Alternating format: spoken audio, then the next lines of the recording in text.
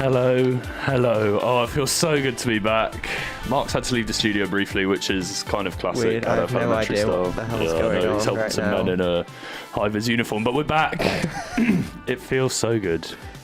It does, and he's waving at the window now. I have no idea. Is he coming what's in? going He's on. in. Mark's here, everybody. Woo! Say hello, hello. Mark. Oh, he stole my catchphrase. Oh, How sorry. rude. Hello. Yeah, give it a triple hello. That's what RuPaul says. Oh dear. Hello. We're back. Is this season 2 of NFLementary? I feel like I it's guess fair to so, say yeah. that. Technically, Yeah, it's well, season is it- 3, but Or is it season 1 because we've never actually done it during the season? Oh. that was like the prequel last year. And now Yeah. I don't know. We won't get too mad. I don't know. There are a lot of changes this year. We are missing one of our members, RIP Liam Kilvington. He is still alive, by the way. Yeah, actually, I should probably clarify that. Life caught up to him. He had to get a job. But, oh well. Wow. We don't have to get a job for another year, so we can do this, right? Yeah. Um, Do we need a job after that? Or can we just keep doing this? Oh, I'm prepared for a life unemployment. It's fine. as long as we can do this show. Yeah. We're going back to basics. We're bringing back some of everyone's favourite segments. There's going to be a controversial. There's going to be some new segments, new ideas, fresh stuff all ready. Take you through the rest of this NFL season and beyond. Beyond Beyond. to where? Who knows? Yeah, that's basically all the pre-stuff, isn't it? I'll turn this intro off. There's some other big news. Normally what we do now is we play a song, don't we? Oh. But yeah. guess what? I'm going to be singing instead. Let me just get my ukulele. Don't worry, guys. Live performances every week. No, we're not playing songs anymore because we're a podcast, not a music show. And we don't need Mixcloud anymore. Screw Mixcloud. We've got a YouTube channel. If you haven't subscribed yet, then what are you doing? The link is on our Twitter. If you haven't followed us on Twitter, then double what are you doing? At NFLementary, have a look on there. Follow us on Twitter. Subscribe to us on YouTube. We'll be putting the podcast up every week in case you miss it. Without music, instead, to break up segments, is going to be this cheeky little number. You are why. Nice, I like isn't the it? bass drop. Yeah, you know when you're in the cinema and they're like, Yeah. "Meow, The view thing. Yeah. Wait, I really enjoy that. Do you like it when it goes, like, you know, the little balls? And then it Yeah, like, yeah, sucks yeah, in. yeah. And then it goes I all enjoy it. trippy and you're like, whoa. But after 40 minutes of waiting for the movie, you just want it on at that point. Like, all right, I'm done now. Like, Should we just get cracking? This is going to be a bit of a catch-up episode. Obviously, we have not been on air for the last 5 weeks of the NFL season, so we have a lot to get through. We will get through it. We will. so this episode is 10 hours long. Yeah. Everyone buckle on in. It's the Super Bowl all over again. Oh God. I need pizza. First thing to introduce is a brand new topic. We're all super excited. I'm super excited. Yeah. It's called... Rewind. I missed that. I missed the little jingles. It's called Rewind. This is my brainchild. I'll be the first one to take the challenge. Every week, we will nominate one of us to recap the previous weekend's action in 60 seconds or less. Bonus points if you do it in a rap or a song. Well, okay. Oh. But I haven't prepared a rap. A poem? If you want a poem, yeah, I'd love Oh, that. that'd be cute, actually. I think we should we do a point system? Yeah, okay, we're going to So you rate get you out of 10. out of 10 for style points. Yeah. And then you get an extra point for every 5. So every like clump of 5 seconds that you're under 60 seconds, you get an extra point. Oh. This is really hard. No, But because- you have to cover the whole weekend's action. Oh, okay. I can't wait to get one of the short weeks when everyone's on a bye. Next week, loads of teams are on buys. I've got quite a tough one here. I've got 15 games to get through. Ooh. But here we go. I need a timer on one of you boys' phones. Hang on. Oh, wait, can he's we... got it. Have we got, like, countdown? Like, Oh, music? yeah, I'll have a look, actually. I probably should have Oh. prepared this before, shouldn't I? Well, but, I mean, we've just thought of it now. Like, fresh ideas on air. Here we go. Oh, there's this one. Is it 60 seconds long exactly? It is 2 minutes and 2 seconds. But if you set a timer, and Okay. we can play this. Quite intense, isn't it? Okay, I you don't ready? think it's really in fitting with what I'm going to do. If I lie to you, I've not gone down the serious route. I'll see if there's anything else. Oh, I know exactly what we can do.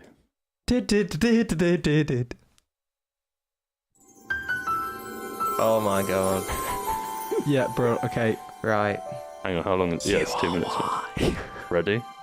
What is this? Is it Christmas music?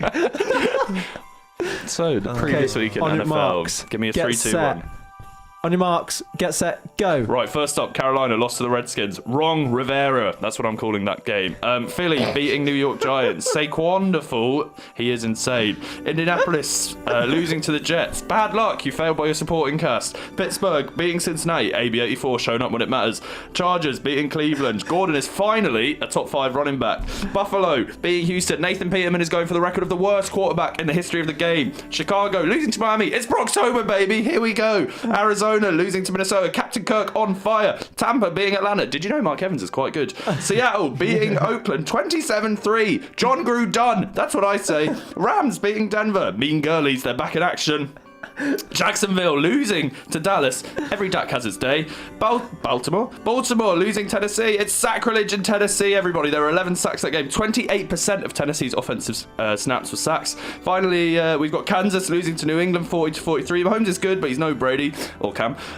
Green Bay finally beating out San Francisco 32-30. 49ers get Rodgers. That is the rewind for this week. Thank you very much. What the hell was that? That was... I probably should have stopped it. That was 1 minute and 6 seconds, but that was very good. Let's go for 1 minute. A nice, easy one to start off the season. That was good. But also, you set the bar. You just seem really angry about this week. Like, you also set the bar really high. Like that makes me realise how hard it is to get it all in. Yeah, but when I'm gonna do it, I'm gonna be like, New England. Did you ever watch, on like Saturday evenings winners after Football Focus, and they'd read out all the scores, and it would be like, Aldershot Town 1, Stevenage 0. Yeah. Stevenage win on penalties. But it'd be more exciting. So you'd have to say it really quickly. Like, Aldershot Town 1. No, Stevenage 0. Yeah, like, you'd have to go even quicker. Yeah, but than then it sounds good when it's like Jacksonville 7. Ooh, Dallas 40. Yeah.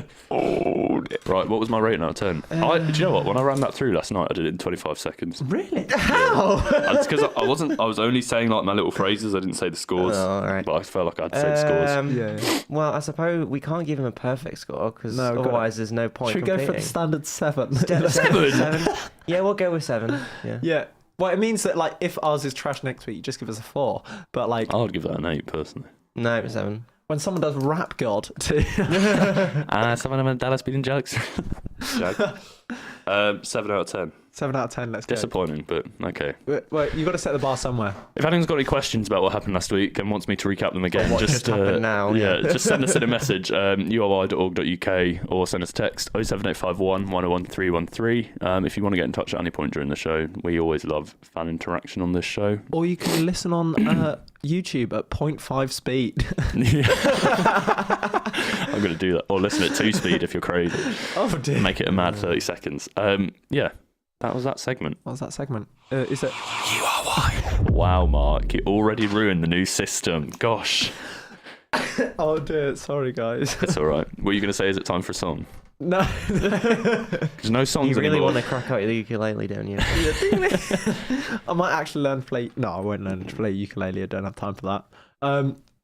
Right, so ordinarily what we do here is pick out some of our favourite stories from that rewind and talk about them in more depth. But what we have to do is pick out our favourite stories from the last 5 weeks and talk about them in some more depth. So I'd like to get the ball rolling with Patrick Mahomes. Oh yeah. Yeah, absolutely. Calm yourself down, Christ almighty. Right, anyway. Did anyone see it coming? I can tell you one person who didn't. And that was Colm, who traded away Patrick Mahomes on his fantasy team. For Evan Ingram, who was then injured for 4 weeks. There was a lot of kind of buzz about him last year, but we didn't really see it because Alex Smith played so well.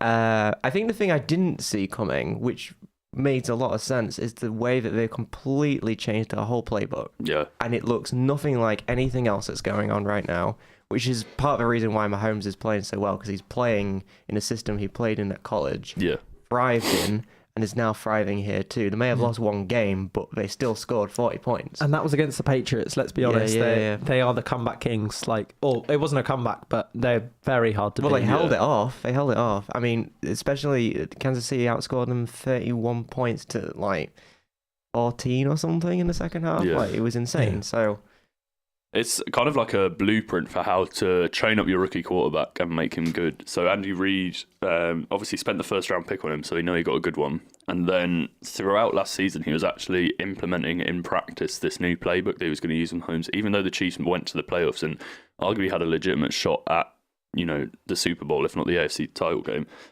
he was still moving forward and implementing this playbook. So it's clearly his plan always to ship off Smith and get Mahomes in here. And it's probably, yes, that commitment made Mahomes this good, but maybe potentially cost them last season.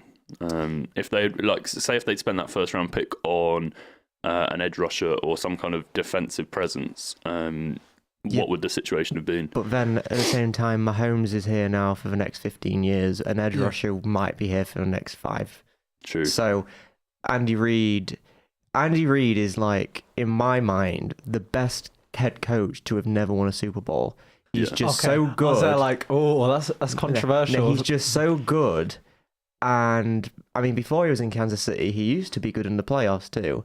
But now I think he has a sort of guy who doesn't seem fazed by anything. Yeah. Even in this New England game, he struggled more than he's struggled all season in the first half because they were, faking blitzes and whatnot. He wasn't picking up on these things. Second half, completely turned it around. Like I say, he scores 31 points in New England in one half. That's the sort of guy that you want kind of... At Andy Reid's age as well, if he stays with Kansas City, I can't foresee him having another quarterback. No. And this is kind of now the perfect one because he has elements of guys he's had before. Alex Smith was accurate. Well, Patrick Mahomes is pretty accurate, especially for a gunslinger. Yeah. He's got a massive arm like Michael Vick did. He doesn't run like Vick, but he's quite mobile as well. So he's kind of got himself this perfect guy. Well. Oh, it's insane. Because I love Brett Favre, so the idea of having someone else like that now is great, especially when he doesn't turn it away. He's turned over 4 times the past 2 weeks, and they were kind of his fault. But if we, I think the thing about Mahomes, it's... I was watching Brett Coleman, I'll shout him out already, the YouTube guy who does film breakdowns. He did one of Mahomes, and he basically said coming out of college that Mahomes was going to be a boom or bust, and he thought he was going to be a bust because he didn't necessarily, because of the offense he played in at college. Was it Texas Tech? I can't tell you. I think it was something like that, somewhere in Texas. Yeah. Was very, basically friendly to the quarterback, inflated his numbers, made him look better than he was. And he said, yes, he has the tools, but he doesn't have necessarily the mental resilience to play as an NFL quarterback. And one of Mahomes' biggest strengths, and it's come out in the last 2 weeks, I think, as a weakness as well, is his quick decision making. So his pre-snap reads are okay, but he doesn't necessarily diagnose coverages as well as obviously someone like Brady does when you've got 18 years in the league and you're the best quarterback in the league. Or is he? More on that later. But what he does do is when he sees something, he does it. He makes that decision super quickly. He doesn't hesitate. And what that meant in previous weeks is when Kelsey gets open on a seam route and his window is about 0.1 seconds and 20 square centimeters that he can fit the ball into, he does that because he can make that quick decision. But we saw against New England, particularly, I think it was a Hightower interception. I saw it yesterday. Hightower was buff blitzing, which meant, for those of you not on the know, essentially means that if you show blitz, a blitz is when you send everyone after the quarterback to try and sack him or tackle him. Buff blitzing is when you pretend you're going to blitz and then drop people back to try and stop the ball from getting to the receivers. So someone called Dante Hightower on the Patriots did this, and Mahomes obviously didn't see him, threw the ball aiming for Kelsey, who is kind of semi-open on his man, but enough that, it's Travis Kelsey, he can get open, and Hightower picked it off. But because he made that insta kind of decision and didn't factor in the fact that Hightower was there, that's what cost that interception. That's true. I don't necessarily blame the first one entirely on him because I think that was pretty good defense. Yeah. But the second one, throwing it to triple coverage across his body, was never going to work. And I mean, the Patriots didn't even want the ball. They started flinging it around like a volleyball, and eventually someone caught it. But yeah. But he's an inexperienced quarterback. That's the stuff you learn. He's in his first year sort of as a starter. Kind of redshirt last year, didn't he? Yeah, but I think, again, that's something that is very much Brett Favre as well, especially in his later years where he's like, we're down, screw it, go for it. And half the time it'll work and half the time I'd rather it that won't my work. quarterback, to be honest. Yeah. Rather than top the ball, run for 2 yards, why not go for it from the end zone? And throw an interception, there's 12 seconds left in the half. Yes, you've cost yourself maybe 3 points, but then at the same time, this is a guy who can throw a ball and they're already in the end zone in 7 seconds and suddenly the game's tied again. So I'd be pretty happy if that's the sort of turnaround you can have. But I'm not going to say that it was his fault they lost though, because ultimately that defense is atrocious. So is New England's, but I don't know. I still think that if it I was don't in know. Kansas City, they I would have think won. New England's defense is actually better than it's been given credit for. They're I kind of doing the think classic New England thing yeah. of playing awfully for the first 5 weeks, and then they're just 1 week going to switch it, and then Oh, it was the first 4 weeks they were really bad, and then they kind of switched it around. And then people, I found this last year as well. I'm still there like, oh, the Patriots are a bit meh, and then you realise they're on 12-4, and you're like, oh, maybe they're not a bit meh. Maybe they're actually really good, and they're actually winning all their games. So one thing I was going to ask is, do you think that sort of this Andy Reid Mahomes combo, that's the next sort of Brady Belichick of the NFL? So sort of the next dynasty. Yeah, so Brady and That's a good Belichick, question. in theory, are going to be going sort of in probably in the next 5 years they'll have retired. I would actually say it's more Sean Payton, Drew Brees, principally because it is an offensive coach with the quarterback rather than Belichick leading the defense and Brady kind of doing what he wants to do with McDaniels on the offense. But I see what you're saying. That's a really, really hard thing to suggest, though. Because I don't. Do you remember when we did the Dynasty show? Yeah. No, none of us said Kansas at all. I don't think. Right now, I think there's another team in the NFL that, if there is going to The be Panthers. the next big dynasty, I think it's probably the Rams because they have the better coach. I think they've got the better players. They've got a better defense on paper, anyway. But the problem the Kansas City Chiefs... Mark's not disappointed here, though. I'm very happy. The problem the Kansas City Chiefs have is looking forward into the future. They have a very tough division because the Chargers are going to be very good when Bosa gets back. They're already good. The Raiders apparently are going to be good. Let's forget about that. John Gruden. But yeah. Then they're in the AFC with rising teams like the Texans. The Jags will probably be good when they finally find a quarterback that's competent. The Browns, maybe. The Bengals are playing well. The Ravens are playing well. The Steelers are always the Steelers. The Patriots are still there. The Jets look better. The Dolphins look better. So the AFC might be a hard place for the next dynasty to come out of, but I don't know. Yeah. I think, like, mentioning the AFC sort of to segue onto another topic if we're done with Kansas. Sure. I think it's interesting how the AFC, I think, has actually come out as the more interesting of the two halves, given that... Yeah, I'd say strong, not interesting. Oh, okay. Well, beforehand, we're all there like, oh, the NFC looks so fire with Minnesota, with like Carolina. Yeah. Made you say it. Like the Eagles, the Rams, like, and so it was all with the 49ers coming up, and then it was every division. We basically had 5 division winners for each one. So we were all like really hyped, and then it's just been a bit. I think there's currently 3 teams in the NFC with a winning record. Yeah, I'm not sure on the AFC. The thing is, though, is there's probably more now. I can tell you one of them. Green Bay. Shut up, Mark. Half of these don't surprise me, though. The Rams are already winning. The Rams have already won the division. They could go on the bye. For the next Cardinals. they could go on a bye for the next 10 weeks and still make the playoffs. Like, I think the only interesting. Because I'm not even going to say the NFC East is interesting, because it's just not. The Eagles aren't playing that great. The Cowboys are so inconsistent, plus are the Cowboys. I mean, I'd say it's interesting, but it's not like... it can be exciting because it's close, but it's not like competitive in the sense of the thing is, really strong teams. I think the NFC is going to come down to teams shooting themselves in the foot more than anything. So, for instance, the Panthers, Carolina, the interesting thing with Carolina this year is offensively, they are more than good enough to get to the playoffs. Defensively, they're not. And I think if they end up shooting themselves in the foot by losing games like against Washington... Yeah, I might just hop on this topic quickly. I'm obviously an avid Panthers fan. I wore my Panthers coat in today. I watched the Panthers game yesterday. I slowly raged at the game yesterday. Yes, we have one game like this every year where we just lose to a team we shouldn't lose to. But equally, let's look at the defense. You've got Julius Peppers, Hall of Fame. Kawan Short, probably one of the best CTs in the league, even this year. Dontari Poe, who has been really consistent the last couple of years. Yes, the other edge position isn't great, but we've got more than good enough players. What about Kuechly? Yeah, Kuechly, Thomas Davis, Shaq Thompson, Eric Reed, James Bradbury's been playing amazingly this year. That's 10 players on your defense, 9 players on your defense out of a core of 11, and yet they're still playing like that. I'm not going to pin the blame on Eric Washington straight away because he's a new defensive coordinator and he was our D-line coach and he basically got us all these sacks the last 10 years. I don't think he's the problem. I think the problem lies at the top with Ron Rivera, and I don't want to make this a Panthers podcast, but I will just say this now.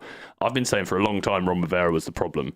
I've been saying Mike Shula was the problem. We got rid of him. Hey, look what happens. The offense is semi-functional. But then in the clutch moments when Ron Rivera is making the decisions, what happens to our offense? We go back to 1980, and that just doesn't work anymore. I've always said that I don't like Ron Rivera as a head coach. I think his time has come and gone. When he lost that Super Bowl, I think it was a case of, right, you've got one more year to prove that you actually have something consistent. And the following year, they were atrocious. He should have been gone. He's That's an my amazing opinion. like man manager, and he makes the players play for him.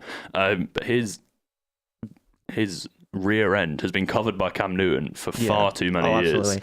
Cam Newton makes that team great, and he just kind of takes all the credit for it. But what I think is really interesting this year is Cam is playing better than ever. Yeah. Cam is playing Superman football, but because I think this year he's actually playing. Right now he's a top 5 quarterback. oh man, Max. But yet still, my heart swells. Still though, they're not. Because look at the NFC South. The Falcons aren't going to make it because their defense has been absolutely shredded by injuries. No matter how good their offense is, they're not going to win. The Buccaneers had their 2 weeks of fame. That's over. We'll talk about that in a I bit. think the Saints are going to end up running away with division because they're just playing lights out. Yeah. But the Panthers are in a great position to have a really good record, make the playoffs as a wild card. But if they keep doing stupid stuff, they're not going to make it because a team like Dallas, which is atrocious in itself, they're going to make it. They'll make it instead. Yeah, and that's just really sad. That is so sad. come on, Panthers, fire Ron Rivera, we'll all be happy. Apparently our new owner, Mike Tepper, is really into kind of analytics and stuff like that.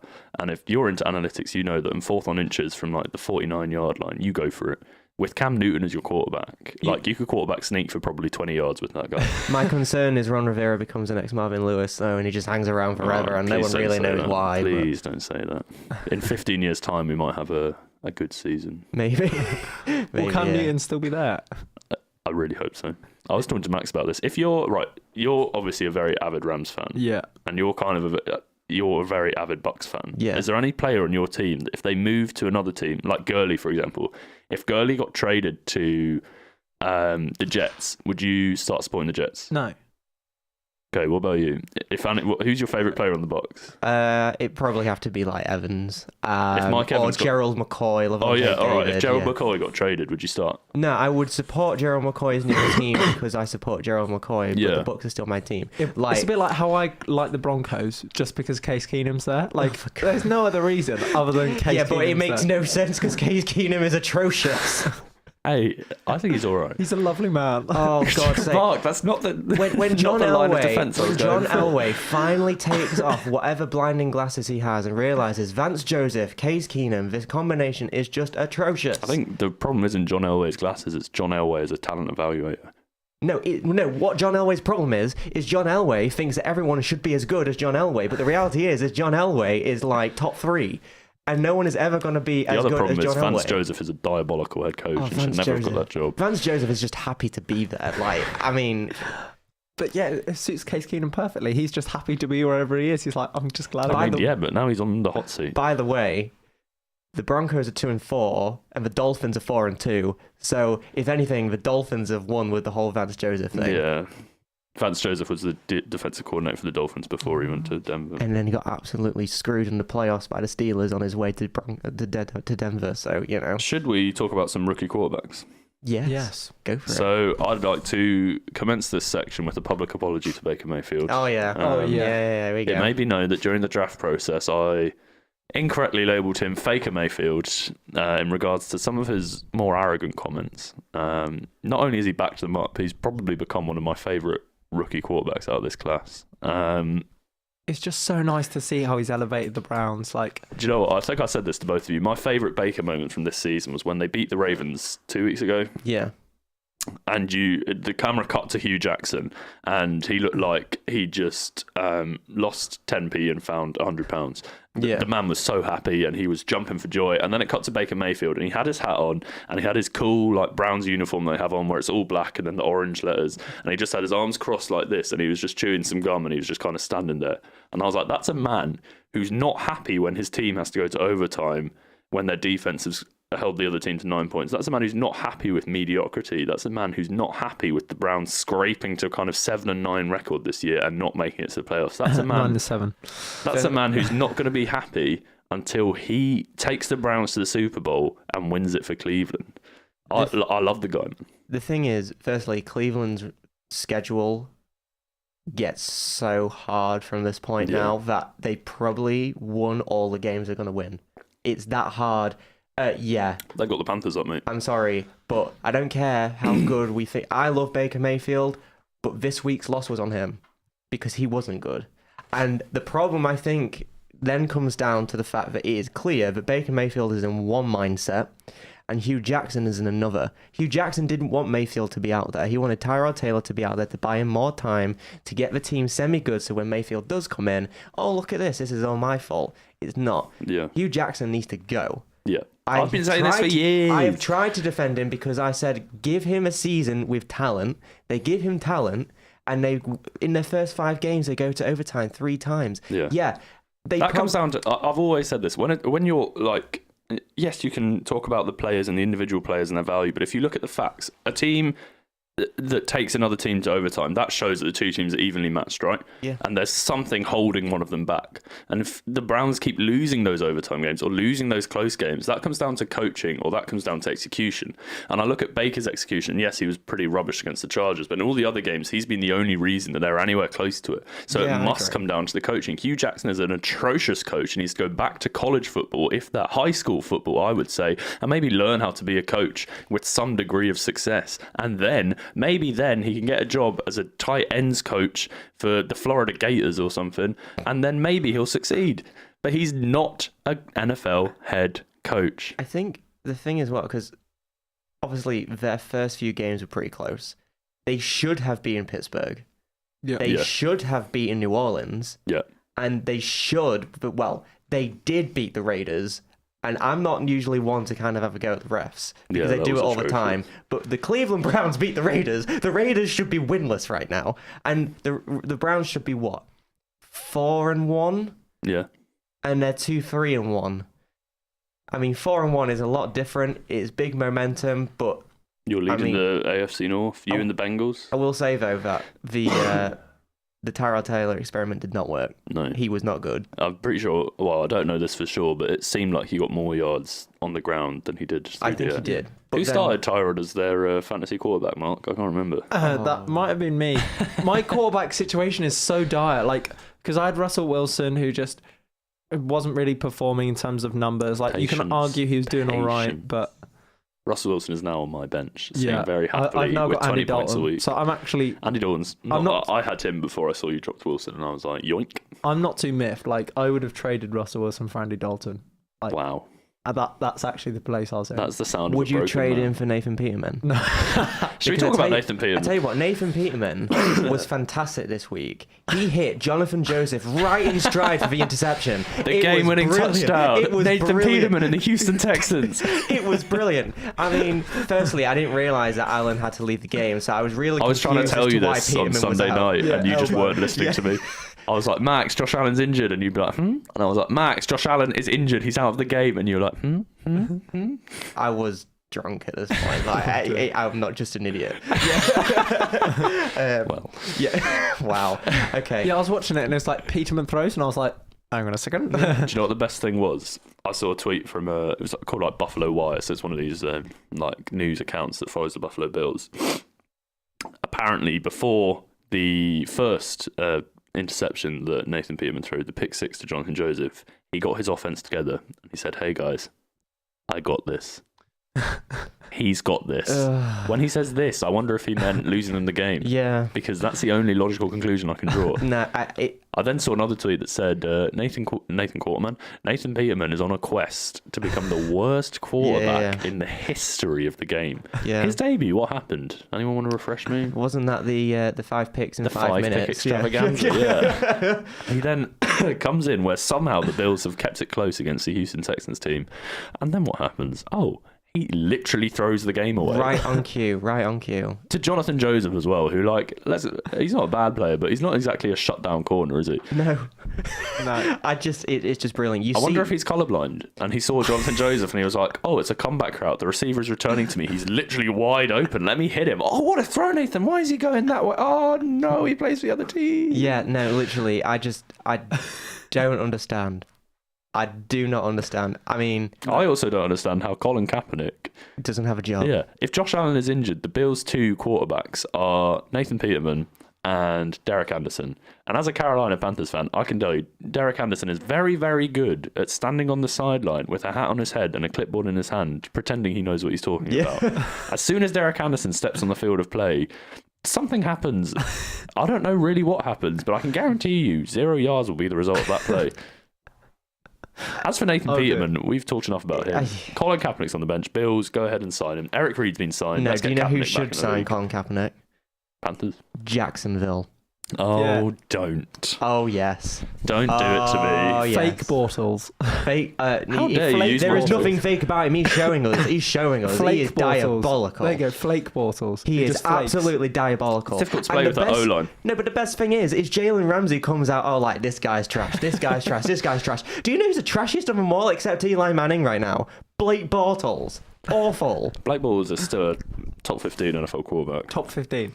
They're down to their third string Mate, tackle. he's They not had even to a top- sign Eric Flowers. Do you realise how bad your O-line situation that is is pretty when you bad, sign yeah. Eric Flowers? Yeah, The but man is literally a turnstile. I'm sorry. You push a button and he opens. Jacksonville, look, their secondary is not as good as it was last year. No. But it's still a good defense, and you Is are it? wasting it. And that Is it? defense will only be around another 2 years. Blake Bortles is like signed for another 2 years. At which point, Jacksonville go back to square one. Do you know what Blake 4-12. Bortles is amazing at doing? The Throwing second picks? anyone Being questions him, like, and it's like, oh, Blake Bortles is an awful quarterback, you can guarantee the next game is going to come out on fire, and you're just going to be like, It happens within games. Blake- So Blake Bortles will throw a pick on a screen, which, in fairness, I'm a Blake Bortles fan. I like the guy. But even that is an achievement in itself. How do you throw a pick six on a screenplay and then get juked out by like a 300-pound defensive lineman? I mean, the man deserves credit for that, really. But he throws a pick six on a screen, and then what does he do next play? Throw a 47-yard bomb to DJ Chark. That was a good throw, but He's an sorry. enigma, man. And someone needs to unlock him. And we thought Marone could, maybe Marone can't. But, Bortles, there's always a home for you in Carolina. maybe as a he backup. should move to the Patriots, see if Belichick can sort it. Sam Darnold, Josh Rosen. What do we think about those two? I like Sam Darnold. I really like Sam Darnold. I I'm think he's slowly played becoming well. a low-key Jets fan. I think the thing with I like the uniform. the thing with the Jets is they don't have star No. players. It's kind of Darnold, Anderson, But Darren then- Lee, They have coaches that Jamal Adams. Who's their running back? Isaiah Crowell. And Yeah, Bilal Powell. he's their star player. Let's be honest. Well, this is what I'm saying. he had a though. good game, They're but- having He's had several good games. They've got players who they've kind of brought together, and they've got a really good set of coaches who know how to just get players winning Yeah. together. What's his, Todd Bowles? Yeah. Really good head coach. Yeah. If Browns had got him, we'd be looking at a different situation. And finally, Josh Rosen. I think he's played really well, actually. I think the stats don't tell the story. He's had so many drops. Even Larry Fitzgerald's been dropping the ball. The Cardinals are atrocious. Yeah. But I don't think it's Josh Rosen's fault. I don't think it's necessarily Christian Kirk's fault. He's been playing really well. Got him on my fantasy bench. I think Chandler Jones has been playing well. Apparently, Yes, he has. they are shipping Patrick Peterson. Yeah, I This see is this. I see this. obscene. That man is I think is the best corner in the league. I know we voted Jalen Ramsey above him on our NFLementary Top 100. Do you reckon but the Rams will pick him up just to, imagine being so good you could play Patrick Peterson at nickel corner. I think the thing with the Cardinals is they're kind of trying to do what a few other teams have recently done: ship out all the old guys because it's Kind of like a Madden rebuild, yeah, isn't it? they're kind of trying to be. Even when it's like you hear Rosen to Kirk, Yeah. it's not Rosen to Fitzgerald. Really, Fitzgerald hasn't really done a lot. And David Johnson, what the hell is going on? Yeah, I agree with you. I picked him first in my fantasy draft after you picked Aaron Rodgers. By the way, I was at work. It was on default. so funny. And I should have taken Todd Gurley, basically, but these things happen. I had faith in DJ. Definitely should have taken. Todd Gurley. Yeah. Even though the Cardinals, I think, somehow statistically are third in the division, the 49ers are so much better. Yeah, even with Bethard. Yeah. Or Beat Hard. Beat hard. CJ Beat Hard. Mark Chapman, thank you very much for that one. Amazing. Shout out NFL UK. We haven't spoken about Josh Allen, much. Yeah, true. We Yeah. just kinda What is spoke there to about say? that. I mean, see, Can I give you my favourite stat? I was talking to you two Go on. about before the do it. yeah. So, for those of you who don't know, there's a thing called quarterback rating, which is a really stupid way of measuring how good a quarterback is, but it does occasionally throw up some gold nuggets. So it's always this massive mathematical complication about how far your throw goes and incompletions and touchdowns and all this stuff. But a perfect quarterback rating is 158.3, right? And obviously, the worst you can get is 0. But in reality, if you were to throw the ball straight into the ground on every play, like Jameis does. Joking. Yeah, oh no. Oh, I know. You would get, I think it's 39.2 as your quarterback rating. Yeah. So essentially, if you never find a receiver, your quarterback rating is 39.2. If you always throw an interception, I think it wavers around. No, an interception would be 0. Obviously, that would make sense. Josh Allen, when he's pressured, so when we send these blitzes that we were talking about, Josh Allen's quarterback rating is 1.6.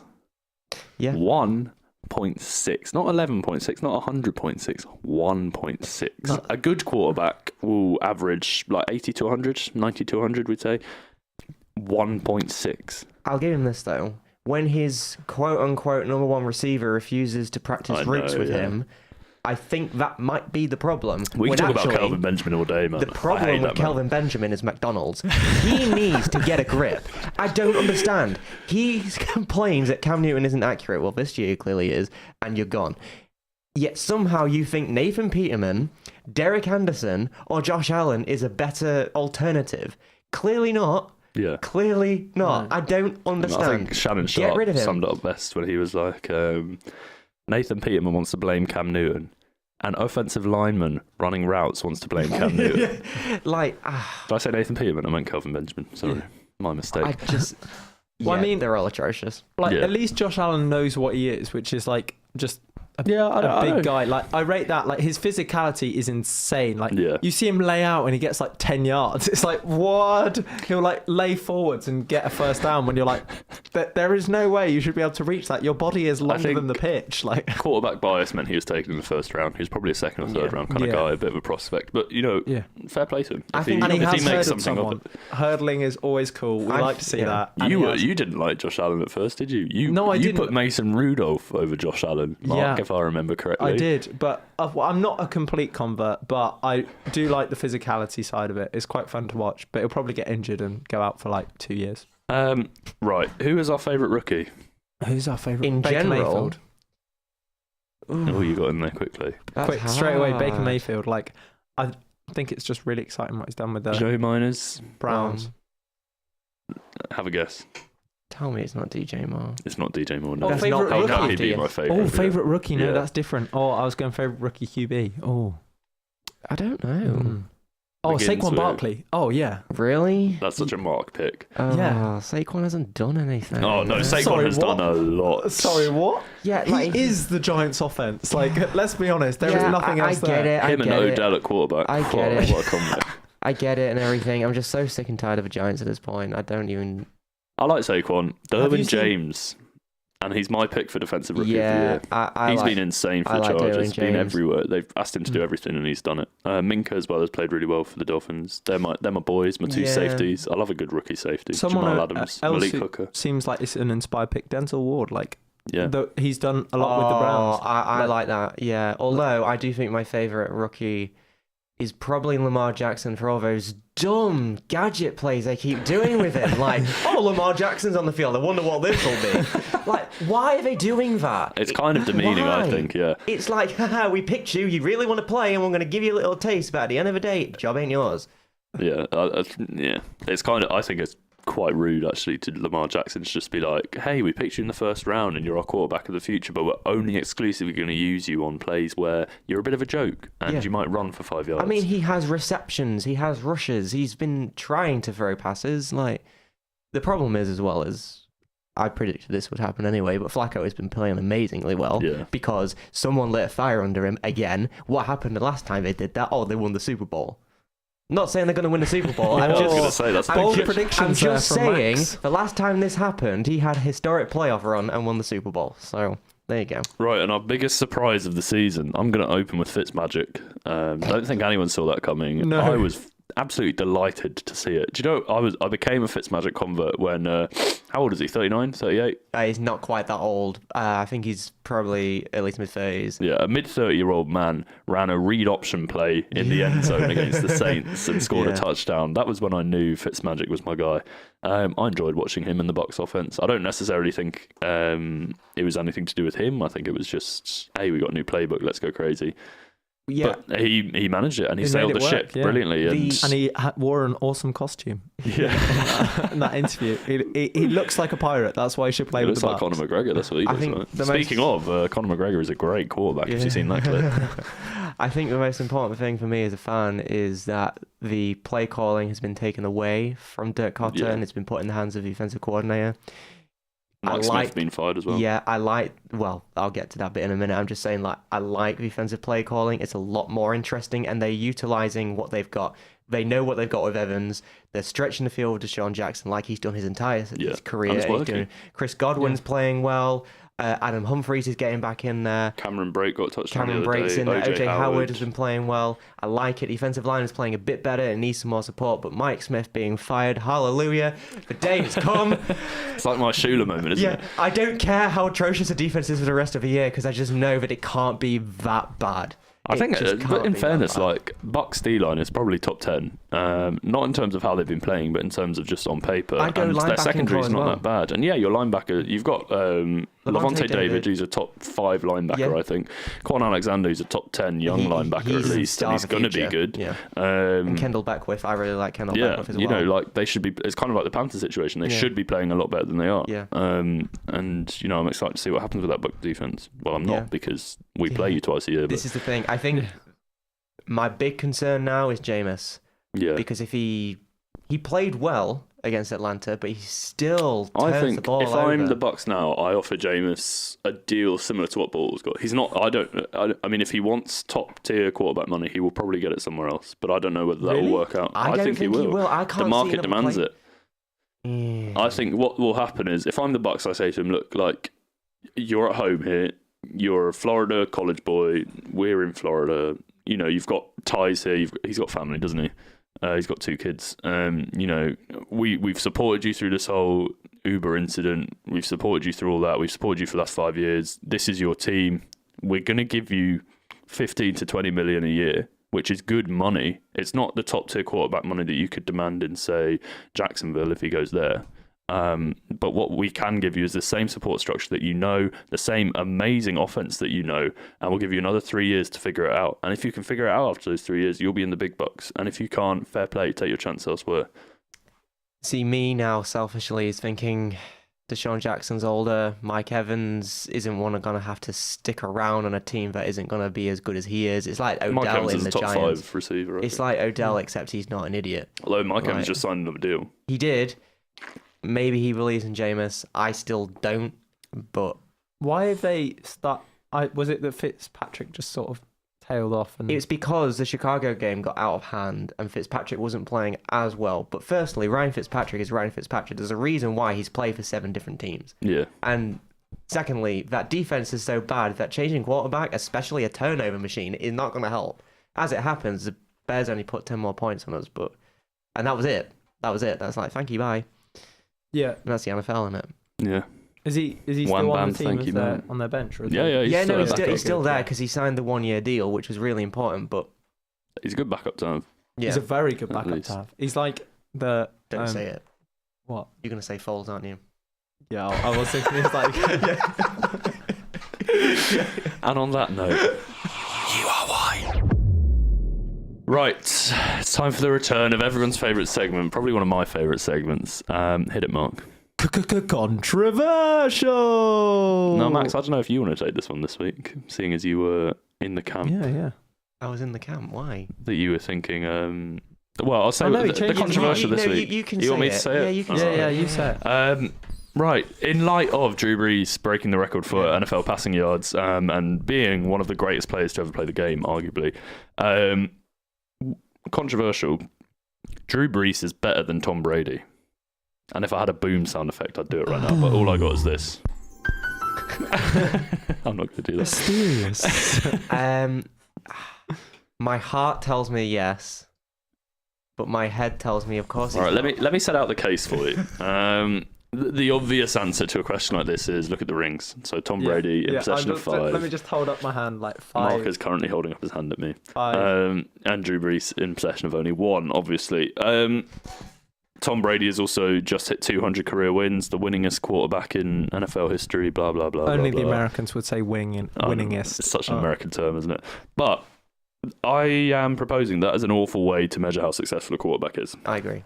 So it shouldn't be just how many Super Bowls you won. It comes into the equation because obviously you wouldn't have got to those Super Bowls or won those Super Bowls without the play of the quarterback. But rather, I think the way we should measure a quarterback is look at their bottom level. So how bad can they play? If we take them on their worst day, who's better? So when was the last time Drew Brees had a bad day? It's hard to think. Here's my answer. A bad day for Drew Brees at the moment in the last, definitely in the last 2 years, is 14 of 16 for 184 yards and a touchdown and maybe an interception. That's not bad because he's got that run game. A good day for Drew Brees is like the wildcard game against the Panthers. And that was the day I really realised how good a quarterback Drew Brees is because the Panthers took away the run, right? Kamara and Ingram had 0. They had like 64 yards combined and a touchdown from like the 1 yard line. And Drew Brees tore them up. And I know he's got Michael Thomas, and I love Michael Thomas, probably another top 5 wide receiver. We should do that one week, actually. Why not? And he's got Ted Ginn, who he's not a number one, but he's a good speed option. And he's now got Cameron Meredith and some other, who's the tight end? Benjamin Watson? Yeah. No, he plays in Baltimore. Does he? No, I think he's gone back to the Saints, hasn't he? Maybe, I don't know. Either way, he's got some good supporting cast around him, but he's still, Drew Brees on his worst day is still the best of, well, I mean, I'm a Cam guy, but when Cam has a bad day, he has a bad day. When Drew Brees has a bad day, he has a good day. Do you know what I mean? Yeah. And I think that proves that Brees is better than Brady. If you plugged Brees into the New England team, I don't think the results would necessarily be any different. But just because you lose like 1 or 2 games in a season, like that doesn't mean that you're a bad like QB. Like I think that you've got to look at what they do over the whole season, and Brady consistently has been insane. Is it like only 1 or 2 times he hasn't made the playoffs? The last time he failed to make the playoffs 2011 was no, it was just a bit before that. 2007. But as it happened, it was an odd year, wasn't it? Yeah. He was out. It was Matt Castle, and they still went 11-5 or 10-6, but they missed the playoffs because the Dolphins played better. Yeah, so like that consistency with that team. Admittedly, you can argue there are other things, but people have come and gone. He's done it with different people. Like, admittedly, at the moment, he's got people like Gronkowski, and they've got now Sony Michel. Gronkowski is an absolute machine, by the way. Can I just point this out? Oh yeah, he's coming to the end of his like not quite life, but like God, you like to dramatise, don't you, Mark? He's coming to the end of his life in the NFL. Yeah, he's just getting a bit older, and he plays so physically that like there just comes a point where he just can like I can't. He's gonna leave at half time of a match. Like he's just gonna get halfway through, try and like stiff arm someone, gonna be like, "Nah, I'm done." Like I've had enough. I'm going on my yacht to spend my millions. I think. By the way, like Drew Brees is. We talk about how consistent Tom Brady is throughout the season. Yes, true, but like when you think of consistency, I think of 2 players: Drew Brees and Philip Rivers. I like that one. Both of them, and there's a nice link between them because Rivers obviously replaced Brees in it was San Diego, now Los Angeles, I think we should judge a quarterback not by their peaks, but by their kind of average consistency. And if you look at it that way, Drew Brees is better than Philip Rivers, I would say. I'd rather have Brees than Rivers. I don't think that's necessarily a debate. And ultimately, I'd rather have Brees than Brady. See, it's an interesting. They have interesting stories because Brady should never have been good because he was picked in the 6th or 7th round. Blah blah blah blah. But Brees has a really interesting story too because back then you didn't have short quarterbacks. He was never going to be good. He didn't have a big arm, and he destroyed his arm when he was with the Chargers. And the Dolphins, with Nick Saban, said no because you will never throw a football again. And it's insane the turnaround he's had since. He's had to go through periods with no defense. He's had to go through a period where his head coach was suspended. He's had to go through periods where other teams in his division were just so good that they couldn't break through. And he has had so many moments where his team loses because he's on the sideline, whether it's against the Vikings with the miracle, or whether it was against the Eagles a few years ago against Nick Foles the first time round when Foles was the starting quarterback there. It's just...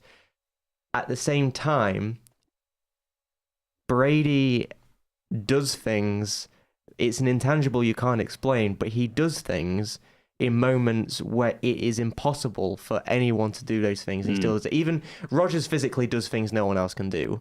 And Brees is accurate in a way I don't think anyone else can be.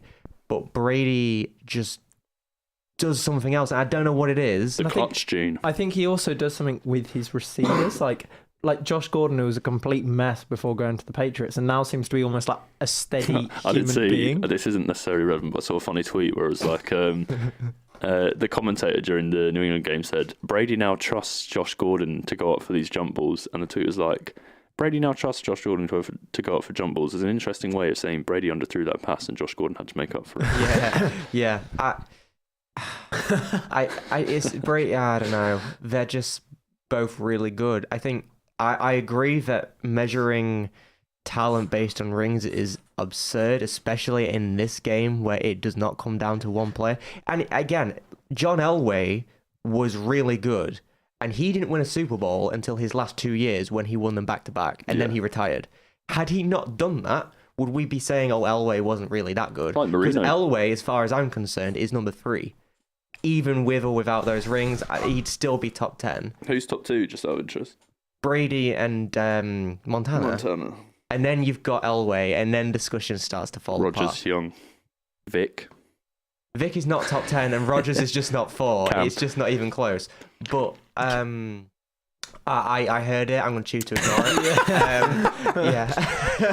Yeah. So Love that. Again, I don't think rings is an important thing. Well, I think the only thing when you've got 5, I think that is saying something. It is saying something. He's done it with different people. Like, that's the thing. He hasn't just done it on his own. Like, I'm sorry. I tried. What was Tom I Brady's say? been very faithful to his wife. Yeah. I don't want to. I don't want him to call our radio show and have go us as well. I would love that. Yeah. Think of the clout. So anyway, I think the only thing that rings is truly important for is Brees is clearly a Hall of Famer. Yeah. Rivers is on the border. If he won a Super Bowl, he is definitely in. Because he hasn't, I'm not sure. But statistically, Rivers is top 5 in most categories in the same way that Brees statistically is top 1 or 2 in most categories. And the difference when you're in top 5 or top 3 shouldn't make a difference. But I think because Brees has the ring and Rivers doesn't, that makes Brees an obvious candidate. More legitimate. Yeah. do you think? So I heard someone say that like these records will probably never be broken. I can't remember who it was, but do you think that's true? Do you think anyone is ever gonna be able to oust these? There's different factors at play. So obviously the NFL now is much more of a passing league than it was 20 years ago, which is half the reason why players like that. There's also Drew Brees as a player. Part of the reason he's got that many yards is because of that awful defense and the fact that he had to throw for that many yards because they were behind a lot of the time. They couldn't lean on their run game, even if they had a run game. There's also the fact that Drew Brees had an incredibly creative offensive play caller in Sean Payton. Jared Goff has that now, but Jared Goff also has Gurley, and Gurley's going to take away a lot of the yards that Goff might get through the air on the ground. Although those little like flip passes technically passes, count, just where you go. Whoop, whoop. I think that there's also the fact that yes, players are playing for longer now, and that's to do with player conditioning. But actually, if you look at defenses as well, because players are getting bigger and stronger and meaner. And you're getting more injuries now than you've ever got before. Is a player ever going to have the longevity of a Tom Brady or a Drew Brees or someone like that who can play for 15 to 20 years and still survive? I'm not sure if we'll see that. And let's be honest, like you can be the best quarterback in the world, but unless you play for a significant portion of time, you're never going to break the NFL passing yards record. I don't think Drew Brees' record will ever be broken. Because I think he'll still play. He'll play the rest of this year. He'll play next year. He'll add another 4,000, 5,000 yards on top of that.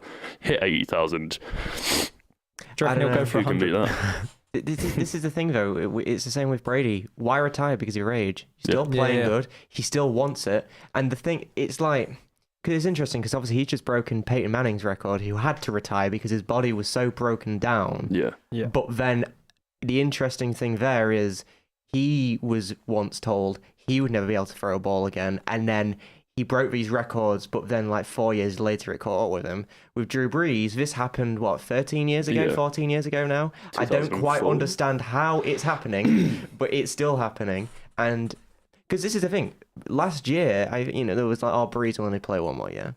But Brady, he'll definitely play till 45. How old is Brees? Brees is 39. Is he? Because I'm pretty sure he's his 39th birthday the day after the Vikings loss. He's a baby. Yeah. Comparatively, pretty Yeah. much, yeah. When Brady's 6 years. 41, it just blows my mind. But Right, so Drew Brees, is he better than Tom Brady, yes or no? no. No. Oh, okay. Well, I lose this controversial. Yeah. In fairness, I also don't think. I don't think Drew it's Brees is that better than Tom Brady. controversial, though. No, No, I quite a think good one to start off the year. I thought. Yeah. Topical, based on the records. Indeed. Right.